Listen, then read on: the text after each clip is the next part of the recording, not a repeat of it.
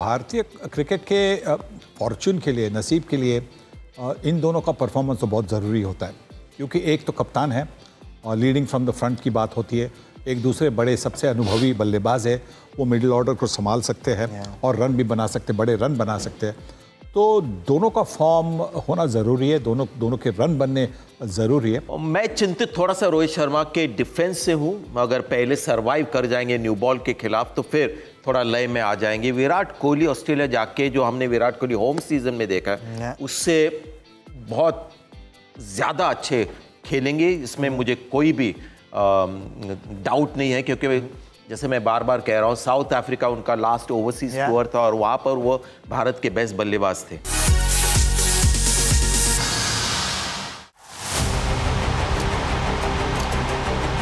Career की सबसे बड़ी चुनौती से रूबरू हैं टीम इंडिया के दो सबसे बड़े खिलाड़ी। रोको यानी रोहित विराट के लिए हो सकता है ये आखिरी ऑस्ट्रेलिया टूर।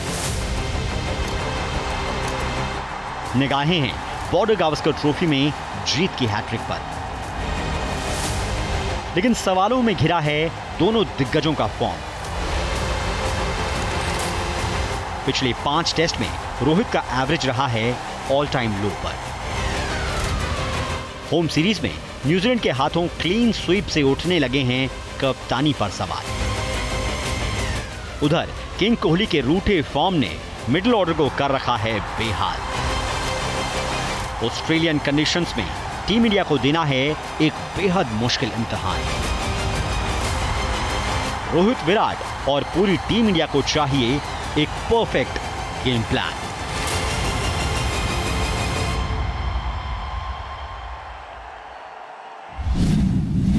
सबको इंतजार है भाई, भारत बनाम ऑस्ट्रेलिया इस टेस्ट सीरीज का सबको इंतजार है, क्योंकि इतिहास बनाने की दहलीज पर है भारत।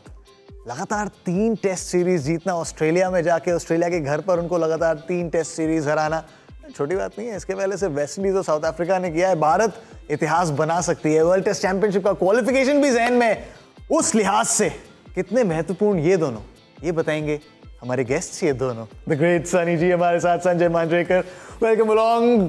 रोहित शर्मा, विराट कोहली पिछले कुछ साल अच्छे नहीं रहे हैं, बैट से अच्छे नहीं रहे हैं, स्पेशली वो जो होम सीजन रहा है जहां आपको आशा थी कि वो रन्स बनाएंगे, फॉर्म में वापस आएंगे, वो नहीं हुआ है। उस लिहाज से कितना महत्वपूर्ण ये दौरा है इन दोनों के लिए, और कितने महत्वपूर्ण ये दोनों भारत के इस दौरे के लिए? देखिए, भारतीय क्रिकेट के फॉर्चून के लिए, नसीब के लिए इन दोनों का परफॉर्मेंस तो बहुत ज़रूरी होता है, क्योंकि एक तो कप्तान है और लीडिंग फ्रॉम द फ्रंट की बात होती है, एक दूसरे बड़े सबसे अनुभवी बल्लेबाज है, वो मिडिल ऑर्डर को संभाल सकते हैं और रन भी बना सकते, बड़े रन बना सकते हैं। तो दोनों का फॉर्म होना ज़रूरी है, दोनों के रन बनने ज़रूरी है, और मुझे लगता है कि ऑस्ट्रेलियन पिचेस पर वो ज़रूर रन बनाएंगे। रोहित शर्मा, विराट कोहली, देखिए जो दिक्कतें उनको आ रही थी होम सीरीज में न्यूजीलैंड के खिलाफ, वो कंडीशंस थोड़े से अलग थे। तो ऑस्ट्रेलिया जब जाएंगे तो बाकी चैलेंजेस होंगे, लेकिन भारत की तरह नहीं होंगे। तो कहीं ना कहीं वो कहते हैं ना कि एक अलग क्वेश्चन पेपर होगा, तो उससे थोड़ा सा उनको रिलीफ मिल जाएगा।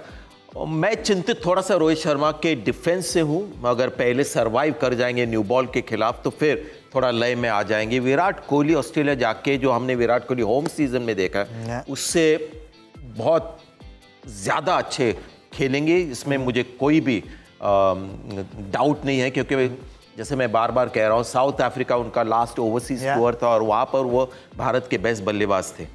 तो शायद वही हमको देखने को मिलेगा। अभी ऋषभ पंत आ गए तो शायद वो होंगे, लेकिन विराट कोहली के चांसेस मुझे लगता है ऑस्ट्रेलिया में रन बनाने, कंसिस्टेंसी के ज़्यादा है रोहित शर्मा से।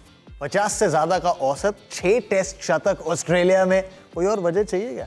क्यों कहते हैं हम विराट कोहली हैं ऑज के बॉस? नंबर्स मैंने बता दिए, क्यों कहते हैं ये आपको अभी दिखाते हैं। Brilliance from King Kohli. What a time he's having. Adelaide, Melbourne, Perth और सिडनी, यानी ऑस्ट्रेलिया के हर बड़े वेन्यू पर test century. What a player he is. International cricket के तीनों फॉर्मेट में ऑस्ट्रेलिया के खिलाफ 5000 से ज्यादा रन और 16 शतक। Virat Kohli will pick up a boundary.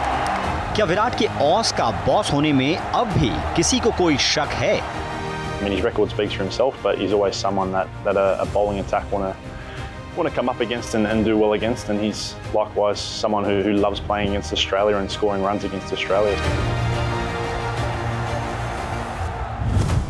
सिर्फ रिकॉर्ड्स ने विराट को ऑस का बॉस नहीं बनाया है।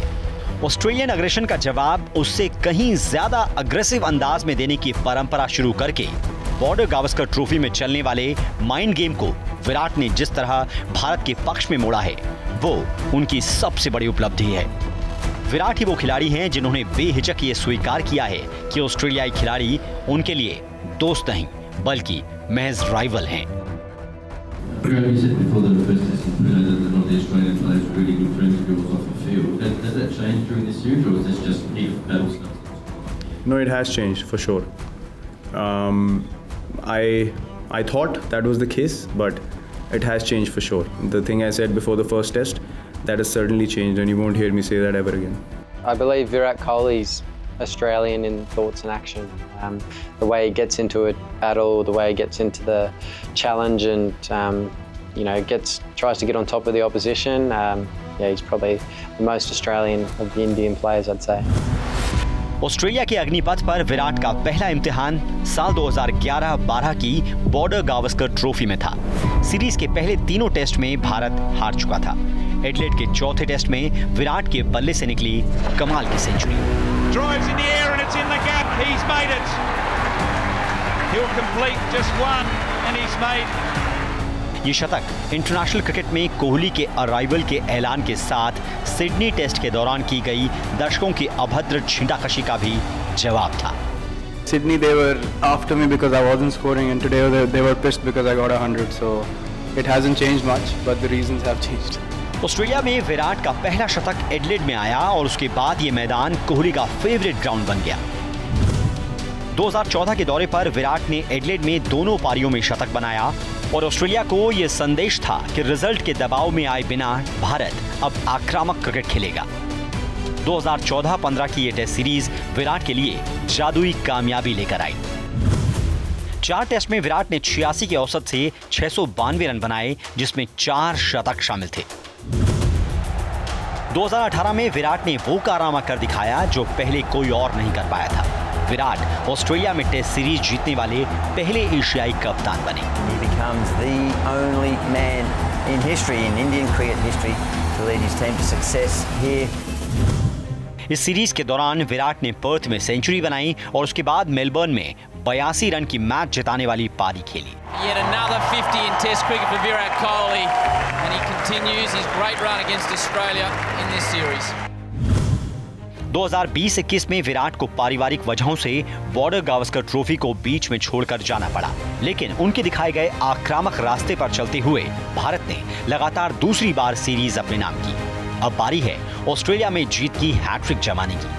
विराट का बल्ला हमेशा बड़े मौकों पर खूब गरजता है, लिहाजा फैंस को यकीन है कि कोहली बॉर्डर गावस्कर ट्रॉफी में अपना विराट रूप जरूर दिखाएंगे।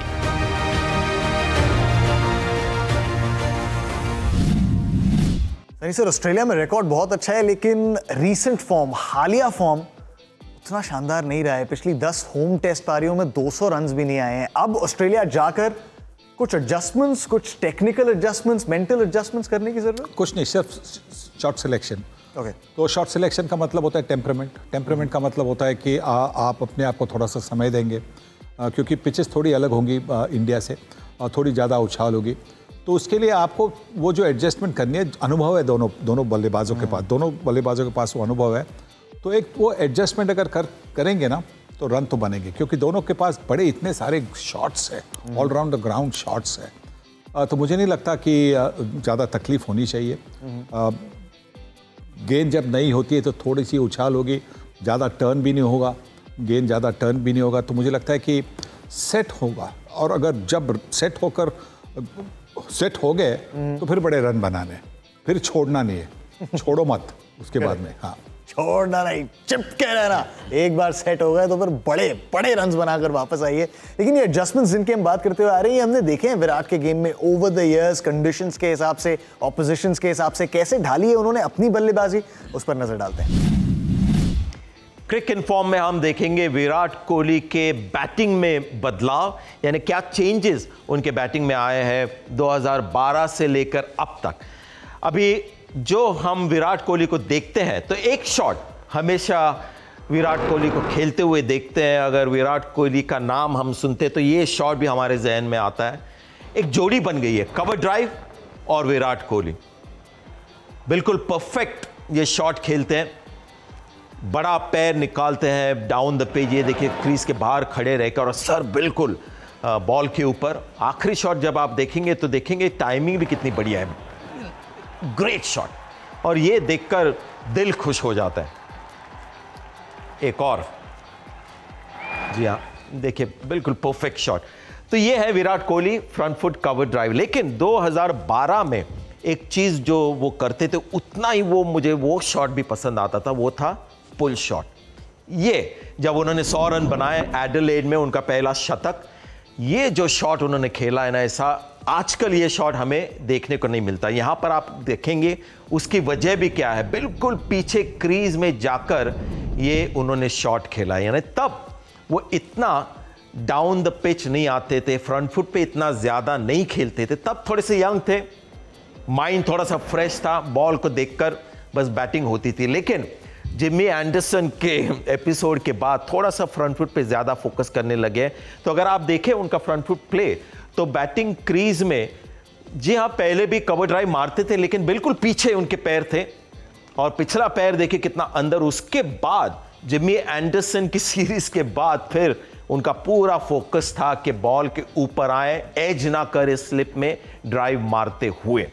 तो ये एक बड़ा बदलाव, तो ये उन्होंने किया है काम थोड़ा सा अपने आप को सेफ बनाने के लिए ऑफ स्टंप के बाहर।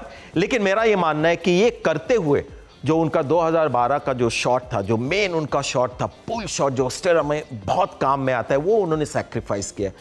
तो मेरा मानना ये है कि वहाँ पर आप थोड़ा सा नज़र रखिए ऑफ स्टंप के बाहर, उसके बारे में थोड़ा सा विचार कीजिए, लेकिन अपना पुल शॉट पूरी तरह से ना भूलें। और उसके लिए मुझे लगता है कि थोड़ा बैकफुट प्ले अगर वो यूज़ करे तो बहुत मज़ा आएगा। तो 2012 के जो दृश्य हैं वो हमें 2024 में और 25 में भी देखने को मिलेंगे।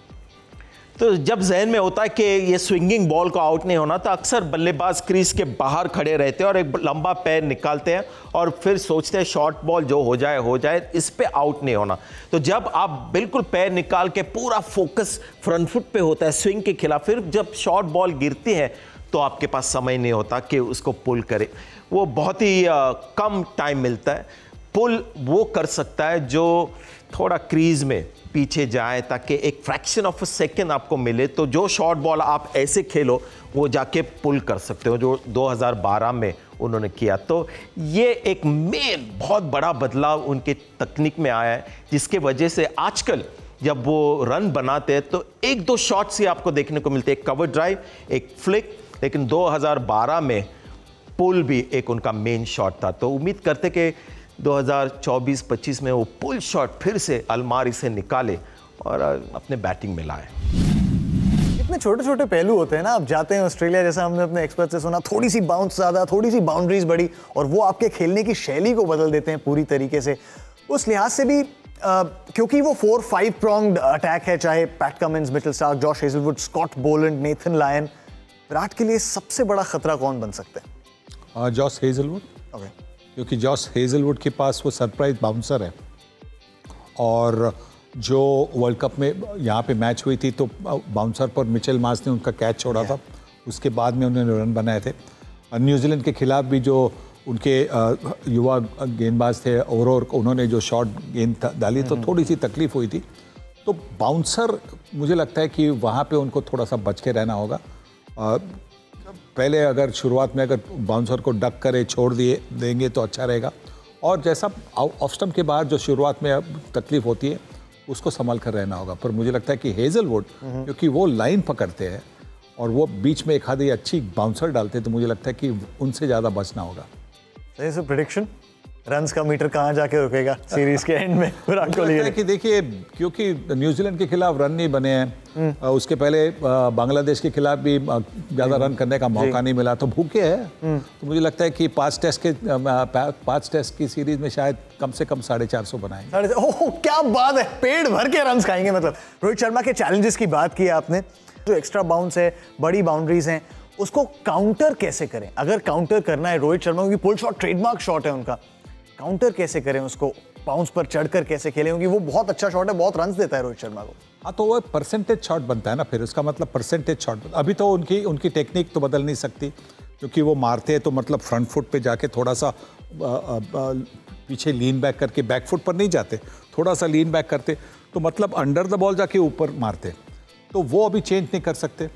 तो मुझे लगता है कि उससे बचना होगा, और उससे मुझे लगता है कि जो शॉट अगर उनको खेलना है वो परसेंटेज शॉट, मतलब आप कभी कभी खेल सकते कि थोड़ा फाइन खेल सकते, थोड़ा स्क्वायर खेल सकते। वहाँ पे अगर आपने वो टाइमिंग अगर आपने सही बनाई तो फिर आपको आपके रन बन सकते, क्योंकि उसी में उनके काफ़ी रन भी होते हैं, चौके छक्के मारते तो काफ़ी रन होते हैं। और बल्लेबाज, अब गेंदबाज भी है, वो थोड़ा सा दबाव में आता है कि अगर उन्होंने शॉट की तो वो छक्का जाता है, तो बात अलग होती है। अगर शॉट पे अगर बॉल ऊपर जाकर कैच अगर मिस हो गया तो बात अलग है, गेंदबाज थोड़ा इनकरेज होता है। पर रोहित शर्मा के पास वो भी ताकत है ना, वो टाइमिंग है, पावर है कि वो छक्के मार सकते। सिर्फ कहाँ पे मारते वो इम्पोर्टेंट है। अगर मैं उनको अगर कहना चाहूँ तो मैं कहूँगा कि तुम्हारे लेफ्ट शोल्डर के करीब यहाँ पे मारेंगे ना आप, तो आपको ज़्यादा सफलता मिलेगी। यहाँ से मारने की कोशिश करेंगे, क्योंकि ऑस्ट्रेलियन पिचेस थोड़ी तेज़ है, थोड़ी बाउंस है, तो हमेशा मिडिल ऑफ द बैट लगना मुश्किल है। यहाँ पे मिडिल ऑफ द बैट लगना काफ़ी आसान है। बाएं कंधे की तरफ, दाएं कंधे की तरफ अगर आपकी गेंद आए तो फिर आप तकलीफ में आ सकते हैं। Rohit Sharma pull shot, trademark pull shot है रोहित शर्मा का, लेकिन थोड़ा सा वो जो पुल शॉट है वो उनको पुल डाउन कर रहा है। देखिए कैसे। जी हाँ, क्रिक इन्फॉर्म में हम हमारा स्पॉटलाइट डालेंगे रोहित शर्मा के ऊपर। फैंटास्टिक प्लेयर है, पेस और बाउंस बहुत बढ़िया खेलते हैं। और जब हम रोहित शर्मा की बात करते हैं तो ये शॉट हमारे जहन में पहले आ जाता है, तो शॉर्ट आर्म पुल, जहाँ पर बॉलर एकदम शॉक हो जाता है ये शॉट देखकर। ये बॉल जाती भी बहुत दूर है। अगर आप ये फाइनल उनका एंगल देखें तो आपको पता चलेगा कि कितना रिलैक्स और काम होते हैं ये शॉट खेलते हुए। तो ये इनका है मास्टर स्ट्रोक। लेकिन ऑस्ट्रेलिया में ये पुल शॉट कुछ खास काम नहीं कर रहा है। इनफैक्ट बहुत बार ये शॉट खेलते हुए आउट हुए हैं ऑस्ट्रेलिया में। अगर आप आंकड़े देखें तो 7 बार ऑस्ट्रेलिया में ये शॉट खेलते हुए आउट हो गए। तो क्रिक इन्फॉर्म में हमने थोड़ी सी एनालिसिस की और उसके शायद वजह ये हो सकती है, इसलिए हमने 3 बल्लेबाजों को लाया है। शुभमन गिल लेफ्ट में है, रोहित शर्मा है बीच में और मानस लाबुशेन राइट में। और ये सब शॉर्ट बॉल की तैयारी में है। और जरा गौर फरमाइए बैकलिफ्ट पर, शुभमन गिल की बहुत ऊंची बैकलिफ्ट है, सर के ऊपर बहुत जाती है। रोहित शर्मा की इतनी ही जाती है, ज्यादा ऊपर नहीं। उनका बैक स्विंग जो फिनिश होता है वो लंबा होता है, लेकिन छोटी बैकलिफ्ट है कंपेयर टू लाबुशेन जिनकी काफी हाई और शुभमन गिल। तो जब ये शॉट खेलते हैं तो नतीजा क्या होता है जरा देखिए।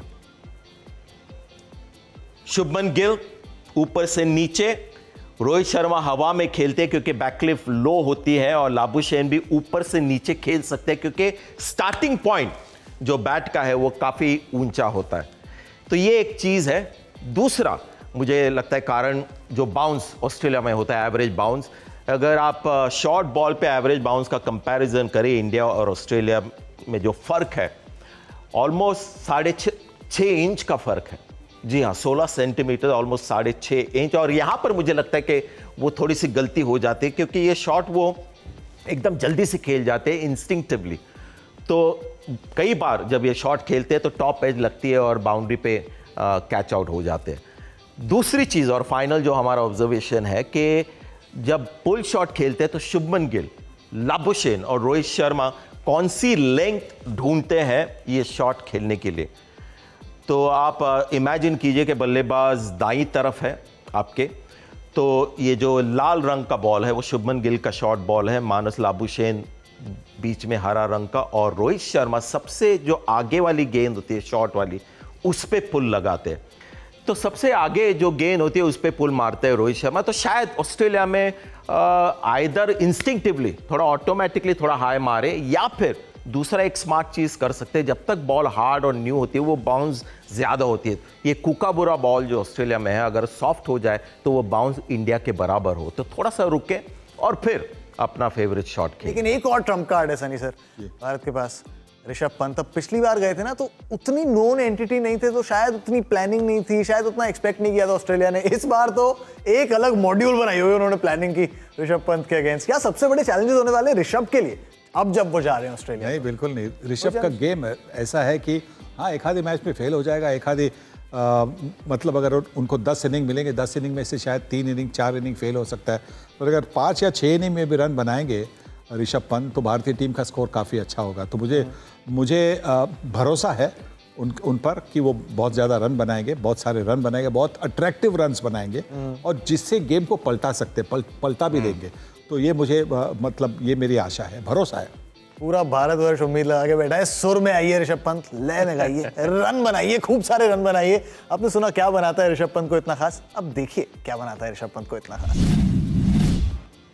क्रिक इनफॉर्म में हम स्पॉटलाइट डालेंगे मेरे फेवरेट बैटर के ऊपर, ऋषभ पंत, जो एक अटैकिंग बल्लेबाज है, थोड़े से अलग है और एक सुपरस्टार हो गए भारतीय क्रिकेट में। और जब ऋषभ पंत के बारे में हम सोचते हैं तो फिर ये शॉट्स हमारे जहन में आते हैं। जी हाँ, अटैकिंग प्ले, फ्रंट फुट पे ड्राइव, स्वीप मारते हैं। और ये जो शॉट है अभी आप देखेंगे, जब वो जमीन पे है और बॉल बाउंड्री के पार अक्सर देखते हैं, और इसके वजह से शायद ये इतने पॉपुलर बल्लेबाज हो गए। तो ये है ऋषभ पंत, एक अच्छी पारी खेलते हुए ऑस्ट्रेलिया में, पेस और बाउंस वाला पेस, लेकिन अटैकिंग शॉट्स हम देख रहे। एक चीज जो मुझे लगता है कि इनकी कामयाबी के पीछे जो राज है वो ये है कि जो डिफेंसिव प्ले होता है ऋषभ पंत का, वो मेन कारण है जिसके वजह से उनको कामयाबी मिलती है। और ये हम हाइलाइट्स में ज्यादा देखते नहीं, चौके छक्के जरूर देखते हैं, लेकिन उसके बीच एक लंबा फेज होता है जहां पर वो ऐसे डिफेंड करके अपना विकेट बचाते हैं। और डिफेंसिव टेक्निक पे गौर फरमाइए, डिफेंसिव टेक्निक ऑलमोस्ट जैसे 1950s में कोचिंग बुक में डिफेंस कैसे सिखाया था, उसी तरह ये डिफेंड कर रहे हैं, बॉल को छोड़ रहे हैं। अभी आगे आप फास्ट बॉलर्स के खिलाफ आप उनका डिफेंस देखेंगे, ये देखिए खुद को बता रहे हैं कि कितना वो वर्क करे अपने मेंटली अपने डिफेंस के ऊपर। ये चीज देखने वाली, बॉल को अपने करीब आने दे रहे हैं, लेट खेल रहे हैं, बिल्कुल शरीर के पास, और एक बाउंसर डक भी करके दिखाया उन्होंने। तो एक जो बड़ा फर्क है जो ऋषभ पंत में, कि अक्सर इंडियन बैटर जो हमारे डिफेंड करते हैं, अजिंक्य रहाणे को आपने देखा होगा कि थोड़ा सा उनका बैट दूर चला जाता है, काफी इंडियन बैटर्स का, विराट कोहली आउटसाइड ऑफ, लेकिन ऋषभ पंत आपने देखा जब डिफेंड करते तो बिल्कुल करीब, या फिर छोड़ देते या फिर बड़ा शॉट मारते, लेकिन डिफेंस करते हुए बहुत अपने शरीर के करीब बल्ला रहता है, पुश नहीं होता स्टिल, और बॉल को अपने पास आने देते हैं। तो जी हाँ, जब 100 रन बनाते हैं तो स्ट्राइक रेट 90 का होता है, 100 का होता है, लेकिन हमेशा 1 घंटे का समय होता है उनके 100 के इनिंग्स में जब वो बिल्कुल डिफेंसिव खेलते हैं और स्ट्राइक रेट उनका 20-30 का हो जाता है। तो मेरा मानना है कि इनकी जो बड़ी कामयाबी हम देख रहे हैं टेस्ट क्रिकेट में, उसका मेन कारण ये है कि डिफेंसिव प्ले। जी हाँ, अगर डिफेंस नहीं होता तो शायद इतने रन नहीं बनते उनके। स्टार है भाई ऋषभ पंत, स्टार है, इनक्रेडिबल स्टार। लेकिन उस पहले टेस्ट मैच में जाते हुए कुछ सवालिया निशान जरूर हैं, और जाने से पहले गेम प्लान पर मैं आप दोनों से जानना चाहूंगा, अगर रोहित शर्मा अवेलेबल नहीं है उस पहले टेस्ट मैच के लिए, तो आप ओपनिंग किससे करवा रहे हैं यशस्वी जायसवाल के साथ? अभिमन्यु ईश्वरन एक विकल्प है, क्या आप शुभमन गिल से कह रहे हैं ऊपर आकर ओपनिंग कीजिए? केएल राहुल एक विकल्प है, किनको चाहेंगे आप ओपन करें भारत के लिए? मैं चाहूँगा कि शुभमन गिल ओपन करें, क्योंकि पिछले बार भी ऑस्ट्रेलिया में उन्होंने ओपनिंग की थी और अच्छा प्रदर्शन भी किया था। और नंबर 3 पर मैं ध्रुव जुरैल को खिलाऊंगा। अच्छा प्रदर्शन रहा है ऑस्ट्रेलिया ए के विरुद्ध, बहुत कॉन्फिडेंस इंस्पायर किया इन्होंने। आपके लिए भी सेम संजय? नहीं, देखिए मैं मानता हूं कि अभिमन्यु ईश्वरन को आपने ओपनर करके लेके गए हैं, ढेर सारे रन्स बनाए फर्स्ट क्लास क्रिकेट में, और जब मौका आता है, जी आउट ऑफ फॉर्म लग रहे हैं और लगता है कि शायद स्ट्रगल कर जाएंगे, लेकिन ये सोचना कभी कभी गलत होता है कि शायद ये स्ट्रगल हो जाएंगे, क्योंकि ऐसे बहुत से खिलाड़ी, वीरेंद्र सहवाग जब गए खुद बोल रहे थे कि मुझे वहाँ पर लेके ना जाना, क्योंकि इतना मैं बहुत ही बुरा फॉर्म में हूँ, कॉन्फिडेंस मेरा कम हो गया, जाके उन्होंने वहाँ पर 150 किया। तो मैं अभिमन्यु ईश्वरन को बैक करूंगा थियरी के हिसाब से कि फर्स्ट क्लास क्रिकेट में हाईएस्ट स्कोरर ओपनर करके आपने चुनाव किया है, उनको खिलाओ, नहीं तो फर्स्ट क्लास क्रिकेट ही बंद कर दो, क्योंकि फर्स्ट क्लास क्रिकेट में जो ढेर सारे रन बना के आते हैं, और उनको अगर आप जब है जगह और खिलाते नहीं हो तो फिर बहुत डिस्पिरिट हो जाता है वो फर्स्ट क्लास खिलाड़ी। इसमें भी एक पॉइंट है जज साहब, इसमें भी एक पॉइंट है, क्योंकि ये सारे पॉइंट्स पर चर्चा जारी रहेगी। वॉर्ड गावस्कर ट्रॉफी भारत बनाम ऑस्ट्रेलिया और टेस्ट सीरीज की शुरुआत 22 तारीख से। आज गेम प्लान पर सभा समाप्त। इतना ही। बहुत बहुत शुक्रिया सनी सर आपका हमारे साथ जुड़ने के लिए। संजय बहुत बहुत शुक्रिया। बहुत बहुत शुक्रिया आप सबका भी। हमारी कवरेज जारी है। भारत बनाम ऑस्ट्रेलिया, हैट्रिक इस बार बनानी है भाई।